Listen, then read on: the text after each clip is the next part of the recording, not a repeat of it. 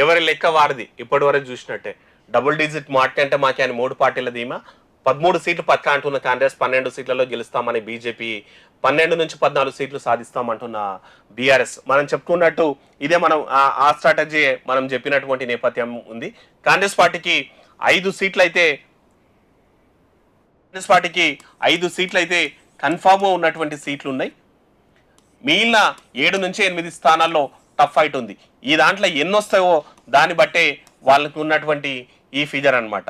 ఒకవేళ out right 8కి వస్తే 13 సీట్లు కాంగ్రెస్ పార్టీకి వస్తాయి, లేదంటే 6 వచ్చినా సరే డబుల్ డిజిట్ వచ్చేటువంటి అవకాశం ఉంటుంది.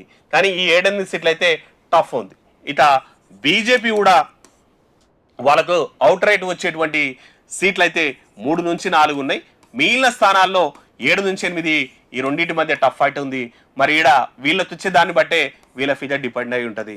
ఇక బీఆర్ఎస్ 12 సీట్లు అనేటువంటిది కామెడీ మాట. కానీ తెలంగాణ ప్రజలు అనుకుంటే మాత్రం అయ్యో కేసీఆర్ సార్ ఇబ్బంది పడుతున్నాడు, కేటీఆర్ సార్ ఇబ్బంది పడుతున్నాడు, హరీష్ రావు సార్ అట్లా ఫీల్ అవుతున్నాడు అన్నటువంటి నేపథ్యం వాళ్ళకి అనుకుంటే మాత్రం మరి రావచ్చేమో కూడా. ఎందుకంటే దేశంలో ఇప్పుడు పరిస్థితులు అయితే వీళ్ళు ఏమనుకుంటున్నారు అంటే హంగ్ వస్తుందని బీఆర్ఎస్ పార్టీ క్లైమ్ చేస్తున్న నేపథ్యంలో మేము అగ్గి పుట్టిస్తాం, మళ్ళీ నేనే ప్రధాని అయితా, నేను కూడా పీఎం రేస్లో ఉన్నటువంటిది కేసీఆర్ సార్ చెప్తున్నటువంటి నేపథ్యంలో సీఎం నుంచి పీఎంకి పోయింది. అందుకే కదా మన బీఆర్ఎస్ పార్టీ పెట్టింది, టీఆర్ఎస్ను బీఆర్ఎస్ చేసినటువంటి నేపథ్యం అందుకే కదా.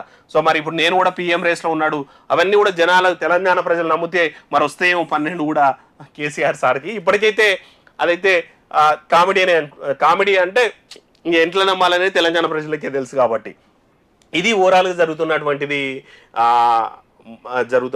నేపథ్యం.